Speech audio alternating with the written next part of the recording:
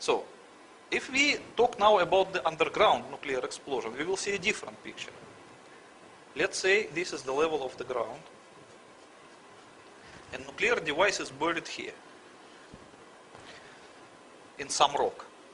So when it explodes, it will release the same thing, 99% of its energy will be released in the form of X-rays, but they cannot travel far because the area is surrounded by rock. So they will be absorbed by surrounding rock, and they will hit it in the same way as in atmospheric explosion they hit the air. These are fantastic temperatures. Yes, yes. So the rock immediately will be transformed into plasmatic condition. First it will be evaporated, but the temperature will be much higher than enough to evaporate, so it will also transform it into plasmatic condition. So the overheated rock will lose atomic structure, and it will no longer be material, it will be just a plasma. So eventually it will set like volcanic glass. It will no longer be a rock. But for the meantime, it will be in the form of plasma. So what will happen next? First of all, we have to understand that there will be no air blast wave and no thermal radiation in underground condition, because there is no air. The third thing is the ionizing penetrating radiation. It will be, but it cannot travel because it will be stopped by the rock. So the first three destructive factors of the typical nuclear explosion would not exist in underground conditions. Yes. Okay. So it's basically you can understand the difference. Now I will explain what really happened. Okay, let me take another sheet.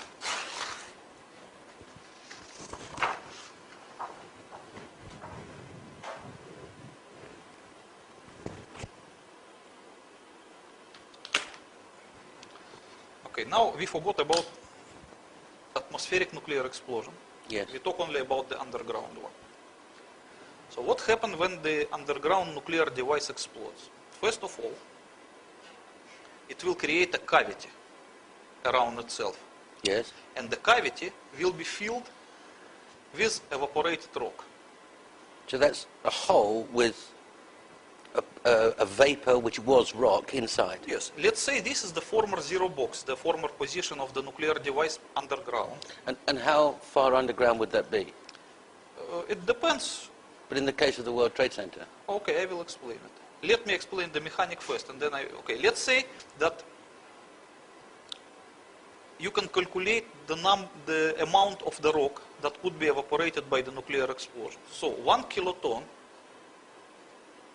of nuclear explosion can evaporate about 70 tons of dry granite rock.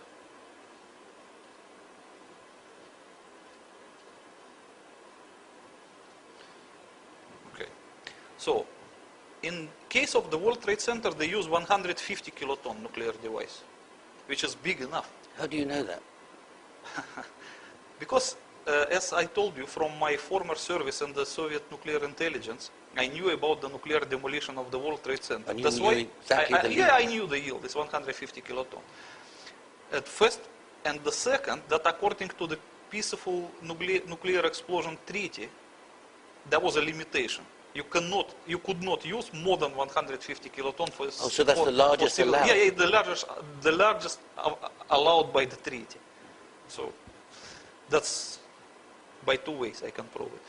Okay, so 150 kiloton could evaporate enough granite rock to create a cavity of 100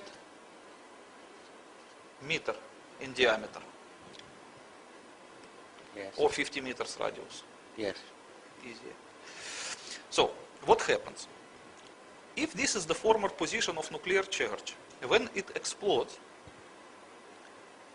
as I explained previously, it's 99% of its energy carried by X-rays will be absorbed by surrounding rock. The rock will be overheated and evaporated. So 150 kiloton can create a cavity of 100 meters. And these 100 meters will just remain as a cavity underground. That is, as I told you, that in Soviet Union they use this technique to create underground gas holders. Yes. Besides of making the hole, it will also make it sealed, because the walls of the cavity will be covered by a kind of volcanic glass, which is made more or less hermetic. Airtight. Yeah, it's just perfect thing to keep gas. Yes. Okay.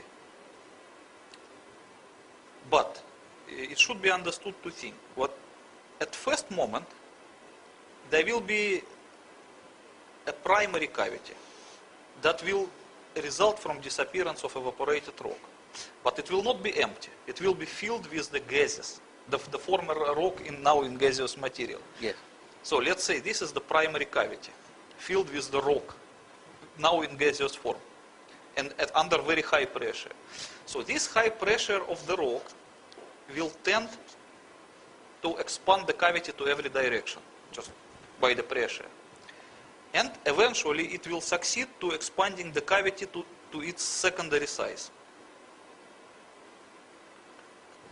So this is the primary size of the cavity, and this is the secondary one. Yes. So while this primary size of the cavity resulted exclusively from disappearance of the rock, this is created, the secondary size is created by the pressure of the gases. That's why this one, the secondary cavity, is created at the expense of the neighboring area of the rock. Okay? That is why the neighboring area of the rock become here very tightly compressed.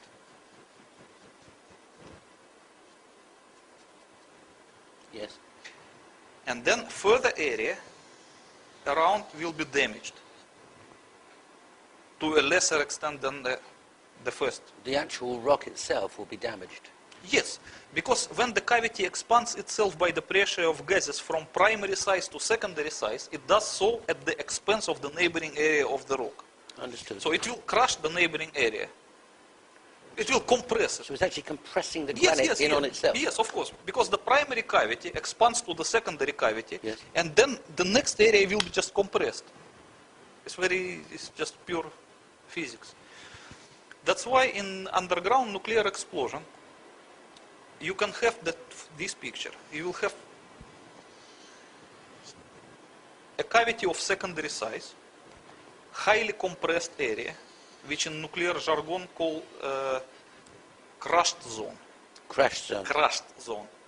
And then the next area they call damaged zone. So the fillings within the crushed zone is a completely pulverized material. It's like microscopic dust. Micron size of each particle. Irrespectively of the kind of material. So it doesn't matter what it is. It doesn't matter. Steel, granite, concrete, human beings, it doesn't matter. And that dust, I mean, how the particle size, how big would it be? A few microns. It's like a microscopic size. But just to help us, how big is... It is just like if you compare with the human hair. It's smaller than that. It's smaller than the diameter of the human hair. Okay. It could be 100 microns or And that's 80 microns. pulverized. Yes, that is the feeling of the crushed zone, is a completely pulverized material. Okay. And then in the damaged zone, it is just like a disintegrated rock. It can be broken into any small piece, but not microscopic. It's like a debris. Yes. And then the area around will be relatively undamaged. So the resulting picture of the underground nuclear explosion is this. Since these parts do not reach the Earth's surface, no penetrating radiation can go around. But it's still there. Yeah, but it will be absorbed by the area of the rock.